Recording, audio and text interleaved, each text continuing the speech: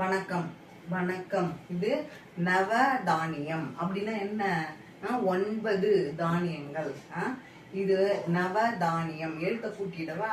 ந வ தா நீ ய இம். நவ தானியம் அப்படின்னா அவரை, உளுந்து, எள், கடலை, கொள்ளு, நெல், பாசி பயிறு, கோதுமை, துவரை. ஒன்னொன்னா காமிக்கிறேன், சரியா? இது என்ன?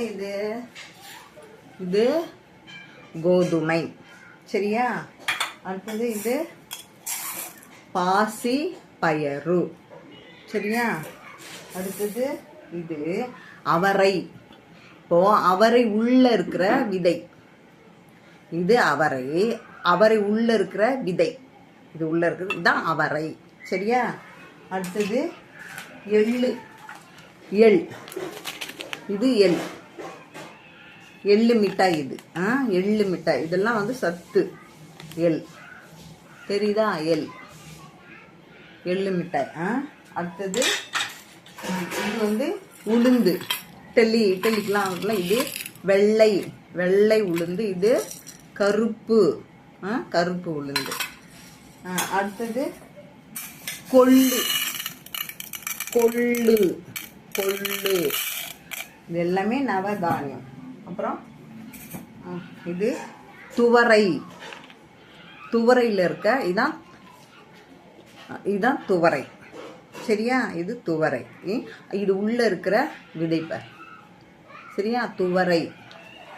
அடுத்தது வேர். இது வந்து கடலை, இது கடலை, சரியா? கடலை. அடுத்தது இது அரிசி, நெல். இப்போ இதுக்கு மேல ஒரு கோட்டிங் வரும்ல வயல்ல, அதை வந்து நெல் அப்படின்னு சொல்லுவாங்க. இப்போ நான் உனக்கு அரிசி தான் காமிச்சிருக்கேன், சரியா? நெல் அப்படின்னு சொல்லணும், சரியா? நெல்லில் இருந்தால் அரிசி வருது, நெல். சரி. இப்போ இது எல்லாமே நவதானியம். நவனா 9. நவதானியம் என்னது? அவரை, உளுந்து, எள், கடலை, கொள்ளு, நெல், பாசி பயிறு, கோதுமை, துவரை. இப்போ அடுத்தது நான் எழுத்து கூட்டி அப்புறமா வாசிச்சு சொல்றேன். தேங்க்யூ.